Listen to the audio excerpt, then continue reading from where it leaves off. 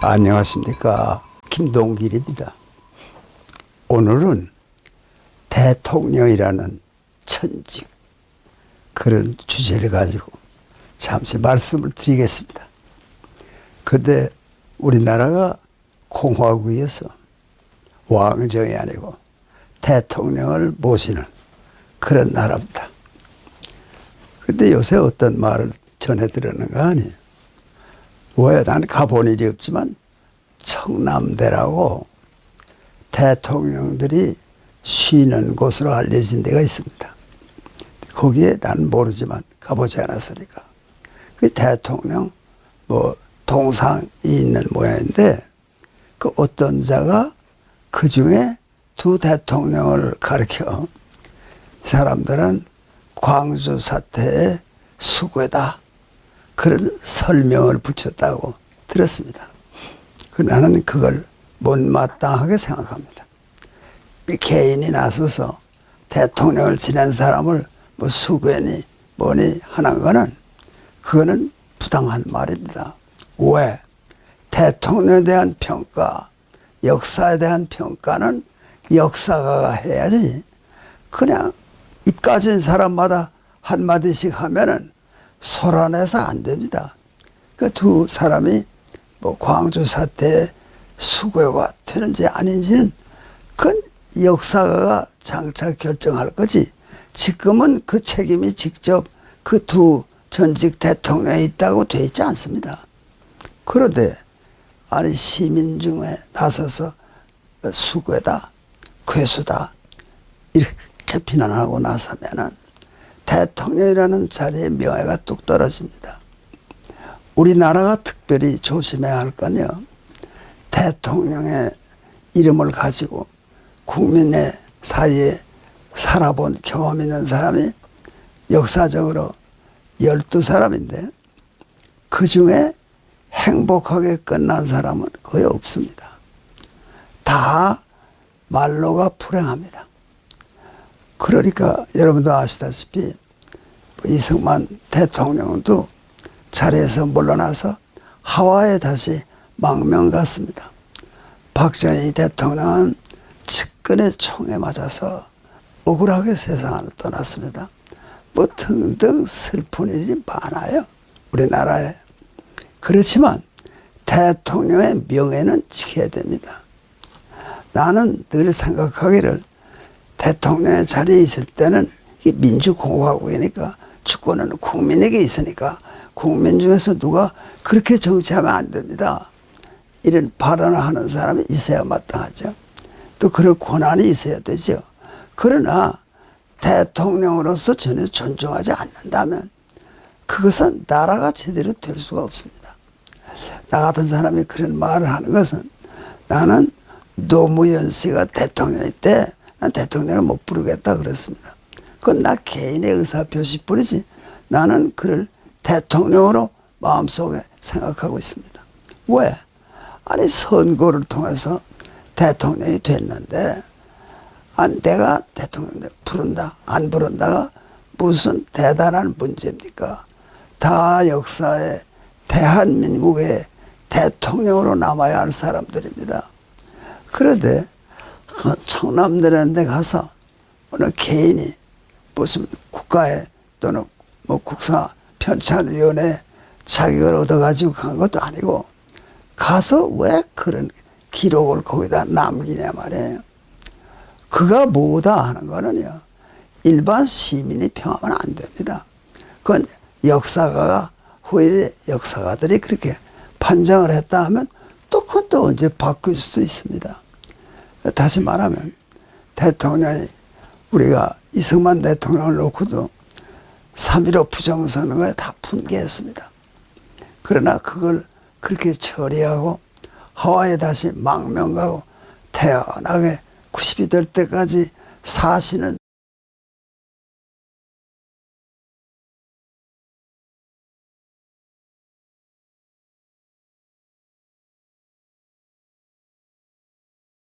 보고, 역시 위대한 대통령이었다, 그런 생각을 합니다. 또 이 박정희 대통령에 대해서도요, 우리 같은 사람은 개인의 경험도 있지만 대통령에 그런 법이 어디 있느냐. 뭐 예를 들면 뭐 유신헌법은 찬성할 자유는 있지만 반대할 자유는 없다. 그런 민주적인 논리가 어디 있느냐. 그리고 대들어서 나 자신이 피해를 본 건 사실이지만 당연한 거죠. 대통령의 주장과 어긋나는 주장을 가졌기 때문에 그가 그렇게 판단했다. 잘한 판단은 아니지만 그래도 그 대통령이 그렇게 한 거니까 나는 거기에 한마디 항의도 안 합니다. 그때 내가 내 인권이나 민권이 손상을 받았으니까 손해배상을 청구하라. 안 합니다. 나는 그런 거. 왜? 국가가 그때 그렇게 생각해서 나한테 여러 가지 피해를 가했다. 뭐 감옥에 가게 했다. 뭐 15년 징역을 받게 했다. 그래도 그건 국가가 당연히 한 거지. 내가 그런 일을 한 것은 이 나라의 자유민주주의가 살아있다는 걸 말하기 위해서 하는 거지. 국가의 명령에 대통령의 뜻에 위배되기 위해서 하는 건 아닙니다. 그런 생각을 할 때 나는 대통령은 특별히 임기가 끝나고 나서 국민의 존경을 받아야 되고 대통령 지낸 사람을 불러다가 그냥 개패듯 패고 창피하게 하고 부끄럽게 하고 그건요 문명한 나라가 아닙니다. 설사 임기 중에는 잘못도 있고 마음에 안 맞는 점도 있을 때도 국가를 대표하는데 대통령은 국가 우리 인구가 몇이든지 간에 전 인구의 대표자가 대통령인데 대통령 끝났다. 그래서 대통령이 됐던 때에는 끽소리도 못하다. 전부 일어나서 대통령 매장하라는 듯이 떠드는 것은 빈도가 낮은 겁니다. 절대로 그렇게 하면 안 됩니다. 임기 중에 싸워야 됩니다. 대통령의 자리에 있을 때 대통령께서 그러면 안 되죠. 이렇게 하는 것은 그렇게 말하는 사람이 개인적으로 피해를 받을 수 있습니다. 그렇지만 본인이 그런 각오를 하고 이래서는 안 됩니다. 그런 말, 또 거기에 따르는 피해가 없는 거 아니에요. 있을 수 있죠. 그렇죠. 그거 감수해야죠. 나는 그때 부당한 피해를 받았으니까 보상을 하라. 그건 또 말도 안 됩니다. 다 한 나라의 민주주의를 위해서 그런 일을 했으면 그런가 보다 하고 감수하는 거죠. 그러면 4.19에 희생당한 젊은이들은 보상받습니까? 뭐 광주 사태에는 희생자가 보상을 많이 받았다고 들었지만은 가족이 그것은 특별히 한 거지. 나라를 위해서 소신이 있어서 민주화를 위해서 노력한 사람들에게는 일체 보상이 없어야 됩니다. 그래야 그게 애국운동이 되는 거죠. 그래서 오늘 나는 한국의 대통령에 대해서 누구는 이렇다 저렇다 비판할 수 있죠. 그렇지만 경의를 표해야 되는 것은 대통령에게는 4천만, 5천만 동포의 힘이 실려 있는 겁니다. 그 어깨가 무겁습니다. 한국의 모든 사람들을 다 대표하는 건 대통령밖에 없습니다. 그러면 대통령의 자리에 있을 때 뭐 그건 틀렸다고 대들던 사람도 대통령의 임기가 끝나면 존경하는 뜻으로 대해야지. 끝난 대통령은 우습게 보고 대통령의 자리에 있을 때는 끽소리도 못하고 이 전두환 대통령이던 때에요. 저 의주로에 있는 본디 그 담배 공장 하던 데 때 거기에 경찰청이 있었습니다. 나도 경찰에 강의를 여러 번 한 적이 있어서 초대받아 갔습니다. 전두환 대통령이 거기 왔습니다. 왔던 사람들이 전부 그 앞에 줄 서는 거야. 악수하려고. 대통령으로 있을 때는 그렇게 하다가 대통령 물러나면 아무것도 아닌 것처럼 대하는 그게 민족성에 고쳐야 할 점입니다. 대통령은 존중해야 됩니다.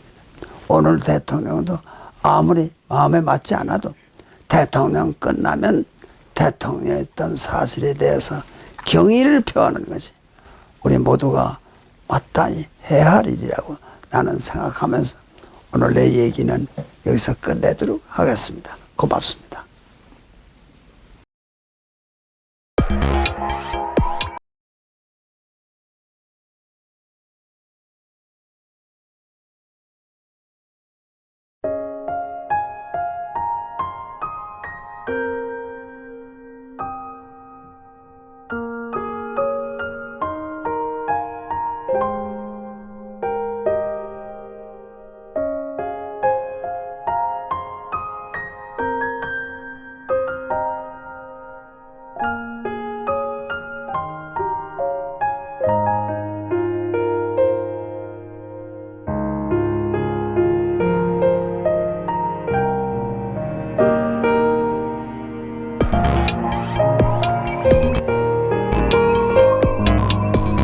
안녕하십니까, 김동길입니다.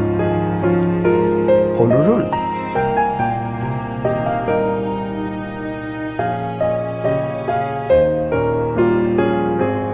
한국의 정당적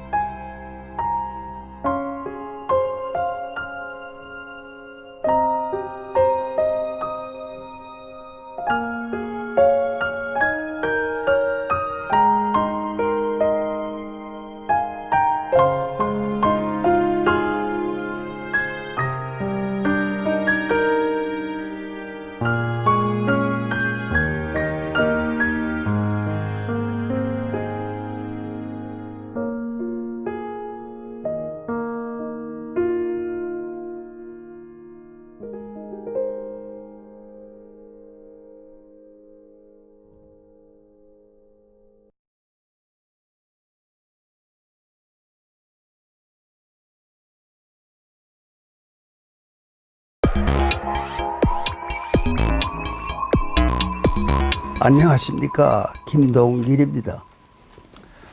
오늘은 한국의 정당 정치가 가능한가, 그런 문제를 가지고 잠시 생각을 해보겠습니다.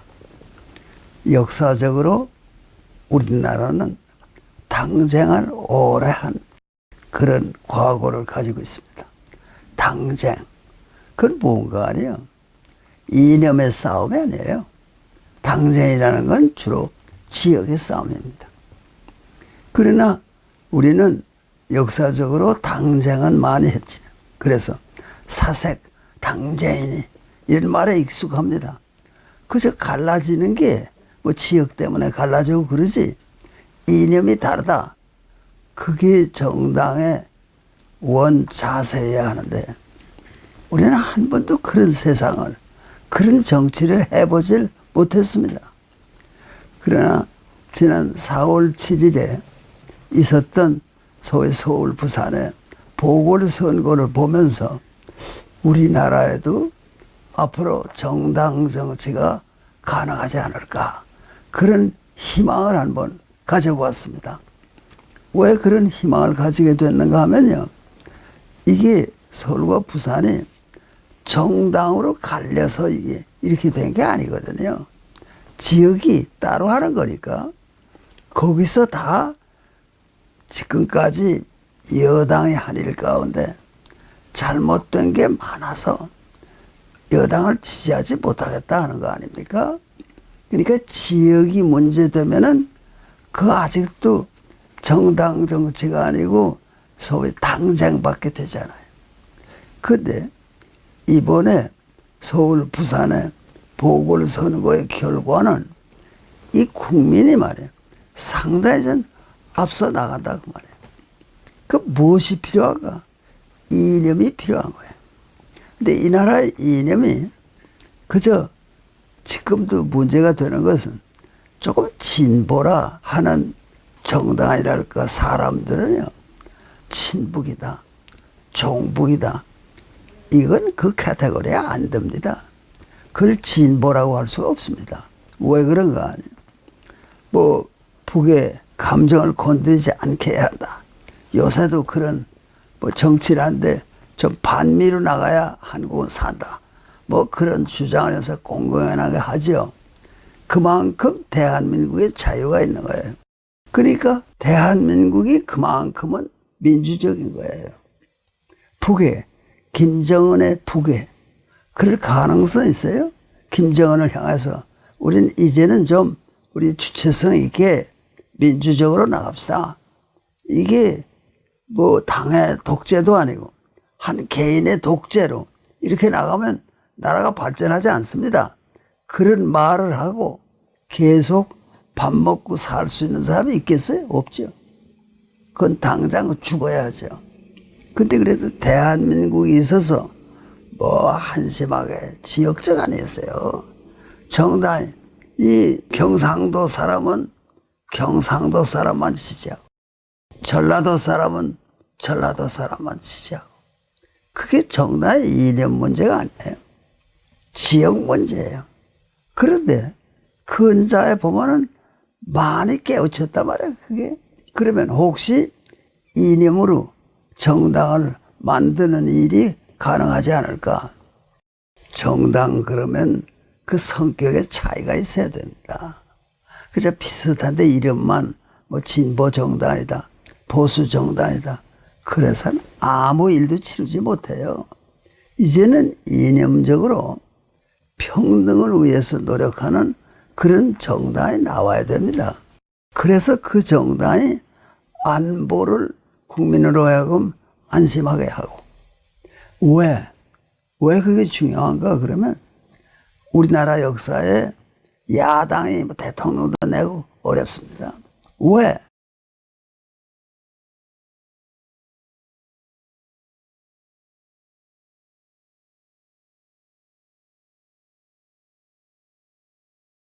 안보가 걱정이니까.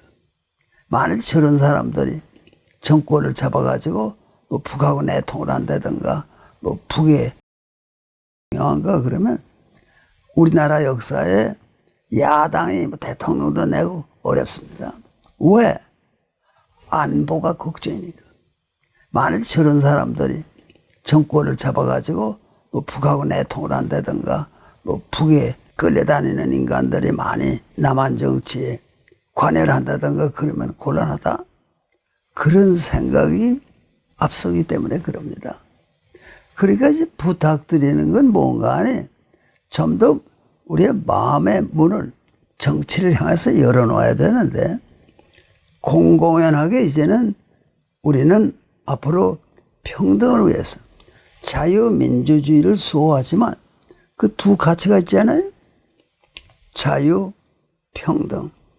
그런데 우리 이 정당은 평등을 위해서 더 일을 열심히 하겠습니다. 그렇게 그걸 뭐 진보라고 불러도 좋고 명칭은 뭐라도 좋은데 우리 정당은 그런 방향으로 나가겠습니다. 요새 그 정치를 들여다보면서 말이에요. 지난번 보궐선거를 계기로 어느 정도 정당 정치에 자신을 가지게 됐어요. 우리도 할 수 있다.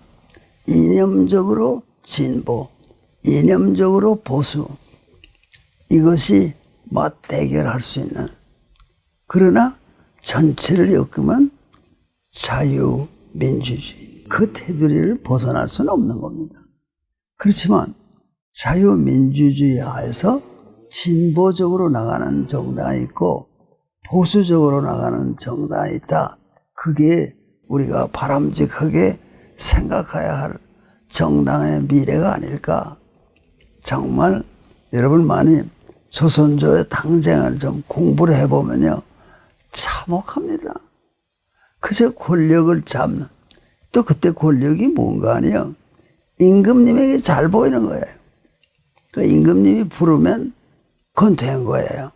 그러니까 어떻게 하시든지 임금님 귀를 붙잡고 얘기할 수 있고 벼슬 자리를 다 차지할 수 있는 그런 기회만 노리지 대한민국이 어디로 가야 하느냐. 그때는 아직 대한민국이 없으니까 이 조선조가 어디로 나가야 할까? 그런 의논은 전혀 없는 거예요. 그러니까 나라가 뭐가 되겠어요? 전부 기회를 노리고 있어요. 어떤 트집 잡을 것만 그것만 노리고 있어요. 그런 게 없을까? 그러다가 민생을 토탄에 빠지게 하고 마침내 1910년에는 나라를 잃어버리기도 했습니다. 그게 다 정치가 잘못돼서 그래요. 그게 무슨 임금의 책임이 있는 거냐? 임금의 책임이 있지요. 만일에 그때 임금이 좀 더 똑똑하게 행동했으면요, 나라를 잃어버리지 않습니다. 이제 이 국민도 차차 정당 정치를 할 여유가 생기니까 좀 더 똑똑한 사람들이 말이에요. 양심적인 사람들이 좀 그런 진정한 의미의 진보 정당을 좀 만드세요. 그리고 진보 정당이다. 우리는 평등을 향해서 나간다. 그걸 좀 공공연하게 하고 젊은 사람들을 끌어들이고 또 국민이 믿고 저건 그런 정당이지 대한민국의 안보를 망치려는 사람들은 아니다. 그게 확실해지거든요. 그러면 정당 정치가 됩니다. 왜? 지금은 불안하면요, 안정을 원하는 그런 안정 위주의 정당에 힘을 실어주고, 또 그거는 됐는데 왜 이렇게 구태의연하느냐? 왜 평등에 대해서 관심이 그렇게 없느냐? 왜 가난한 사람들의 삶에 대해서 무관심하냐? 그런 정당은 안 된다. 그게 주지의 사실이 돼야만 앞으로 희망이 있다고 봅니다. 여러분, 새로운 한국의 정당 정치가 시작되기를 바라면서 국민 여러분의 절대적 응원, 후원이 필요하다고 믿습니다. 오늘 내 얘기는 여기서 끝내도록 하겠습니다. 고맙습니다.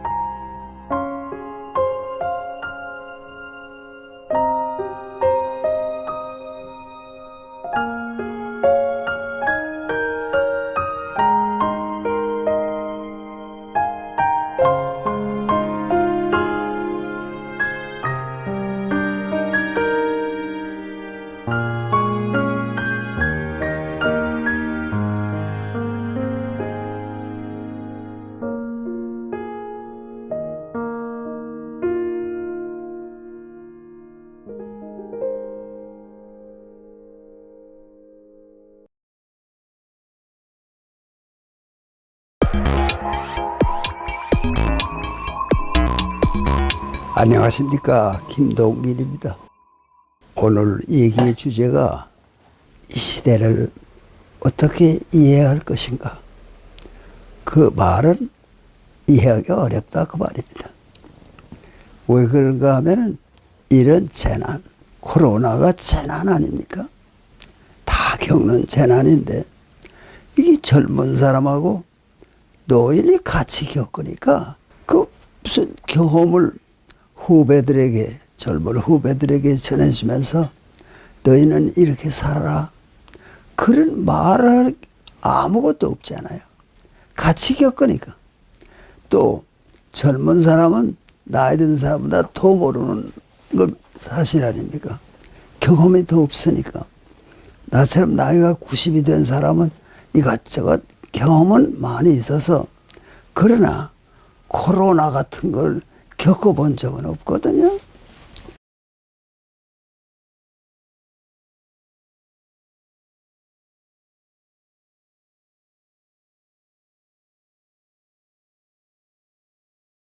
근데 이 젊은이하고 같이 이걸 겪습니다. 제일 특색이 뭔가 하니, 사람은 사람을 만나야 됩니다. 그러나 코로나 같은 걸 겪어본 적은 없거든요. 근데 이 젊은이하고 같이 이걸 겪습니다. 제일 특색이 뭔가 하니, 사람은 사람을 만나야 됩니다. 만난다는 것이요, 민주주의의 바탕입니다. 뭐 다 따로따로 있고 전혀 연락이 없으면 민주주의 못합니다. 그러니까 민주주의가 가능하게 된 것은 일정한 교육의 수준이 있고, 다 그래도 자기 의견을 가지게 되고, 그 의견을 가진 사람들이 모여서 자기 의견을 펴고, 또 거기에 비판받을 거 있으면 받고, 또 상대방의 잘못이 있다고 느끼지만 비판하고, 그래서 민주주의가 되는 건데, 지금은 그런 시대가 아니잖아요. 이 코로나의 이 시대가 어떻게 된 겁니까? 나 같은 사람도요, 물론 나이가 많아서 일거리가 다 없어지는 게 당연하지만은, 그러나 그래도 이 나이가 되기까지 늘 하던 거 다 취소한 겁니다. 지금 못하고 사는 거예요. 그러니까 그 내 탓만 아니에요. 내가 무슨 게을러서 그런 것도 아니고, 뭐 몸의 건강이 갑자기 나빠져서 그런 것도 아니고, 나는 하고 싶지만 사람이 사람을 만나면 안 된다. 그게 코로나의 대원칙입니다. 만나지 말라. 만나도 띄엄띄엄 거리를 두고 만나라. 여러 사람이 모이는 건 안 된다. 그러니까 우리는 우리 집에서 냉면을 1년이면 한두 번은 크게 하거든요. 100명, 뭐 이래서 먹는 사람 200명은 먹는다든가. 그걸 못 하잖아요. 법에 걸리니까. 또 법에 걸리는 거 아니라도 사람들이 사람 많은데 가기를 꺼려해요. 그러면 민주주의는 우선 불가능한 겁니다. 민주주의라는 거는 사람과 사람이 자유롭게 만나서 의사표시를 자유롭게 해야지. 왜 독재 국가는 발전하지 못하는가? 그 의견을 가진 사람들이 모여서 의견을 펴나갈 기회가 없는 거예요. 그러니까 뭐 무슨 생각이 있어도 발표할 기회도 없고, 그 독재 국가는 아무 의견도 없어요. 의견을 가진 건 독재자 혼자. 독재자는 의견이 있겠죠. 북의 김정은은 의견이 있겠죠. 그 나머지 그의 참모들, 뭐 물론 물으면 대답은 하겠지만 다 의견이 있어도 소용없습니다. 그러니까 어쩌다 이런 시대가 됐는가. 뭐 경험으로 내가 젊어서 이런 일을 겪었다. 이때 시대는 이런 시대였다. 그 좀 얘기를 해주는 그 필요한 거 아닙니까? 6.25 사변은 내가 겪었더니 이러하다. 또는 코로나라는 역병이 돌아서 아주 우리만 고생한 거 아니라 전 세계가 고생을 했다. 왜? 사람들 모이지 못하게 하니까. 뭐 그런 얘기를 해야 될 텐데, 요새 뭐 20대, 요새 90대가 똑같이 겪는 게 코로나 아닙니까? 다 명령은 하나예요. 만나지들 말아요. 여러 사람 만나면 안 됩니다. 그러니까 우리 집에서도 그 100명, 200명 먹는 냉면을 못 하잖아요. 전혀. 할 수가 없는 거죠. 그래서 우리 처장이 연구를 해가지고 한 4명쯤 먹는 냉면, 똑같은 냉면을 시작을 해가지고 뭐 그걸로 뭐 재미를 본다는 어폐가 있지만은 그래도 만날 사람을 만나죠. 그거는 그거 연구 없으면요 아무것도 못합니다. 그냥들이 있어야 하는데 오라 그러면 또 반가워서 오는데 인원은 제한해야 되거든요. 3사람, 4사람 이상 오면 안 된다. 그렇게 이날까지 지내왔습니다. 그런데 이 도시 생활이라는 게 사람들이 모이는 데 있는데 이 코로나가 오래 가면요 도시도 무너지겠어요? 왜? 만나서 얘기를 못하니 말이에요. 뭐가 어디가 부족하고 민주주의 어려워요. 코로나가 계속되면요 민주주의도 없습니다. 할 수가 없으니까 나도 하여튼 모임도 못한다고 한탄을 했지만 나이는 많고 말이에요. 그래도 모여서 자기 할 일을 한다. 그래야 뭐 이 다음에라도 누가 기억이라도 해주지. 못 모여요. 모이지 못하니까 말할 기회도 없어요. 그러면 이게 무슨 인간의 삶인가? 이 시대가요. 이 시대를 사는 사람들에게 큰 괴로움을 줍니다. 이거 좀 만나지 못하니까 다행이다. 그런 사람이 어디 있어요? 이 도시생활, 더 나아가 민주주의는 사람과 사람이 자유롭게 만나야 되는 겁니다. 그러면 이 코로나 바이러스 때문에 사람이 전혀 만나지 않고 지낸다. 이걸 10년만 해보세요. 문화가 전부 퇴보합니다. 만나지도 못하니까. 또 전시회를 한 데만 가요. 강연하는 데만 가요. 그것도 못하잖아요. 하지 말라. 그럼 다 따로 그렇게 살아야 돼요. 근데 이게 빨리 끝나주면 좋은데 나 같은 사람은 기회가 자꾸 없어지잖아요. 나이가 많으니까 해둬야 할 얘기. 젊은이들에게 이러이러하다. 그 기회가 없어지는 거예요, 자꾸만. 그리고 저와 내가 같이 이 시대를 겪고 있으니까 누가 누구에게 뭘 가르칩니까? 비슷한 체험을 가지고 사는데. 그러나 나는 이렇게 희망을 하죠.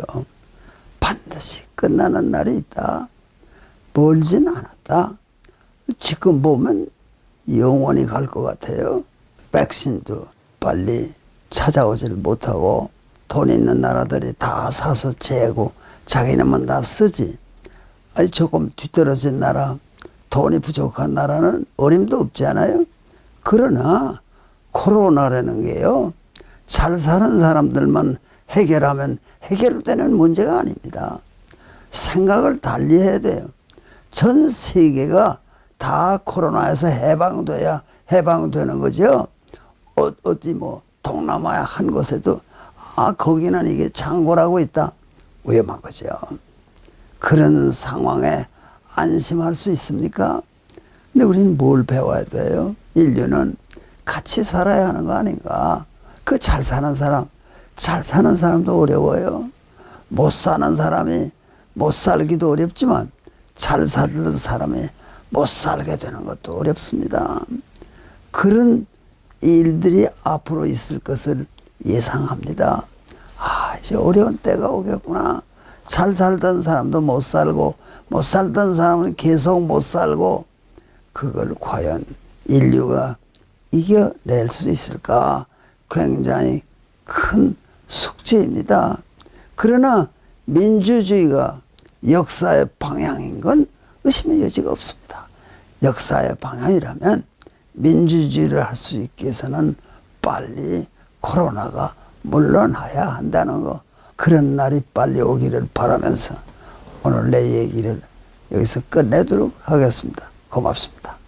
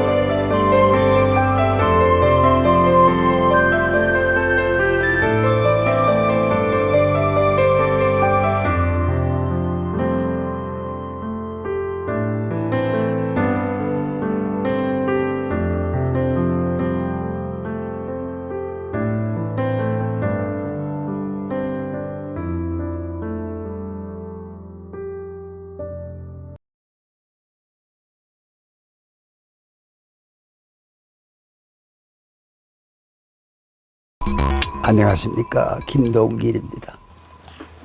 이번에 보궐선거가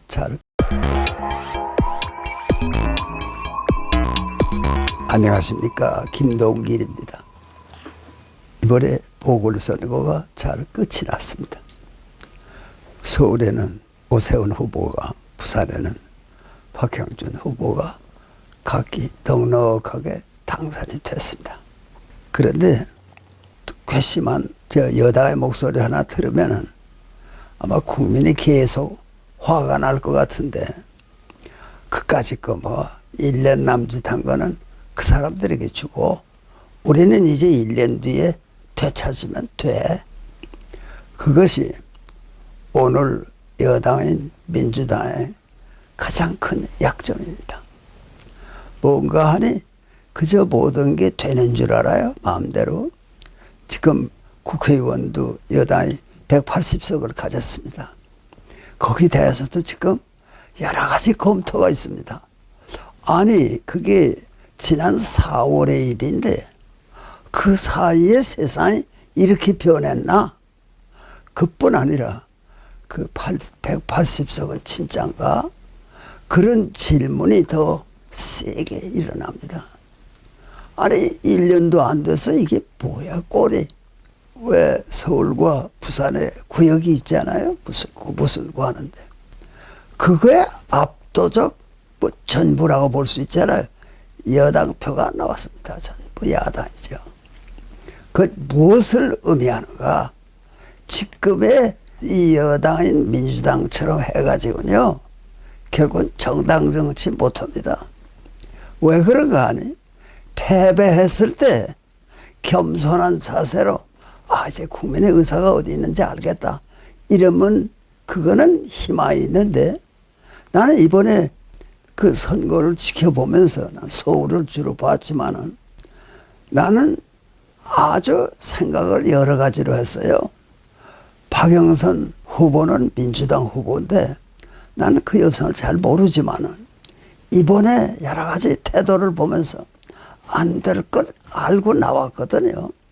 당에서 나가려니까 나온 거지. 그런데 지금 그 선거가 끝난 게 뭐 얼마 전에 끝났지 않습니까? 그런데 그 영향을 국민이 기대하는 거는 토지공사, 주택공사, 그 다 관권이 지배하는 자리들인데, 거기서들 부동산 투기를 하고, 야, 용서할 수 없는 놈들이다, 그런 것이 많이 작용하고, 저 문재인이가 뭐 하는 거야 도대체? 대통령 노릇을 하는 거야, 안 하는 거야? 그러면서 이제 민주당을 심판한 건데, 심판을 받았으면은 죄송합니다, 제가 지지를 못 받은 건 저희 탓입니다. 참 내 탓이요. 이렇게 해야 되는데 말이야. 그까지가 아무것도 아니야. 요 다음에 또 집니다. 민주당의 존재가 없어집니다. 그러면은 내가 이번에 이걸 겪으면서요, 국민의 수준이 상당하다는 걸 느꼈습니다. 그 지금 말하는 그 졸자들 가지고는 민주당이 큰 정당이 못 됩니다. 그건 바람 불면 날아가죠. 왜 그런가 하니?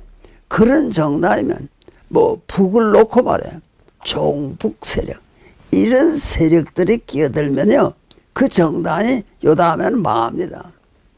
그런데 나는 박영선 후보 같은 사람을 보면서 저렇게 긍도 있게 자기 일을 처리해 나가고, 당에서 나가려니까 나와서 질 줄 알고 하는 거 아닙니까? 그렇지만 정성스럽게 하는 그 모습이 정당 정치가 가능한 나라다, 그런 느낌까지도 가지게 했습니다. 그런데 이번 선거가요, 참 의미가 깊은 선거입니다. 여당이 아주 참패했다, 난 그렇게만 안 봐요. 다만 수수께끼는 말이야, 아니 1년도 안 됐는데 작년 4월에 자기들이 선언하기를 180석은 한다. 그리고 국회의원 180석을 낸 당이 오늘 민주당입니다. 그때 오늘 1년도 안 돼서 이게 무슨 꼴인가. 그럼 그게 반성의 소리가 있어야 되는데, 지금 끝나고 나서 반성의 소리는 안 들고, 서울시장, 뭐 부산시장, 그 1년 남짓하면 끝나요. 그 다음에 우리가 할게. 누가 시켜준다고 그랬어요? 선거 안 하고 그냥 할 거예요? 그러니까 요새 부쩍 그 말을 들으면서 아니 저 국회에 180석을 차지한 거는 순리대로 나간 거야? 그게 아무 작간 없이 된 거야? 의심을 하게 돼요. 아니 1년도 안 돼서 이렇게 참패하는 게 어디 있어요? 그러면 민주당은 국민 앞에 사과해야 됩니다. 죄송하다. 우리가 교만해가지고 이렇게 됐다. 사실 그렇습니다. 이게 우리나라가 이렇게 이 투표를 해서 일색으로 되는 그렇게만 하는 나라가 아니에요. 이제는 얼럭덜럭 하게 되는데 왜 이렇게 되느냐 그러면 국민의 마음이 말이에요.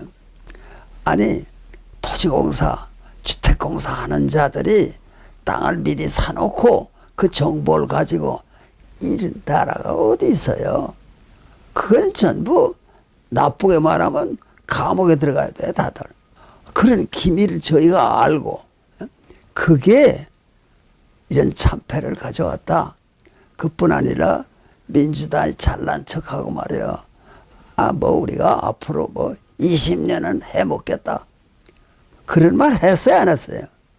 그런 말을 한 것에 뭐 여당이 국회 안에 180석을 가지고 있다. 이런 게요. 국민의 눈에는 저거 저래서 되겠나? 그런 게 보이는 거예요. 국민이 볼 때는 너무 교만하지 않아. 마음대로 될 수 있어. 근데 어떻게 180석을 차지했지? 거기에 뛰던 사람들 유무엇이 다 없어졌어요.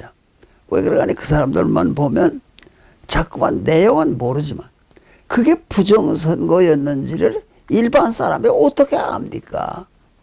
그러니까 부정선거라고 주장할 근거가 없는 거예요. 그렇지만 말이에요. 마음속에 느끼는 거는 어떻게 부정선거 안 하고 저렇게 될까? 그런 생각만 하는 거지. 증거가 없어요. 그렇지만 이번에 여기 지고 나서 그거 말이야. 한 1년 남짓하면 끝나는 거야. 그 다음엔 우리가 해. 그 교만이 어디서 나오는 겁니까? 잘못된 교만.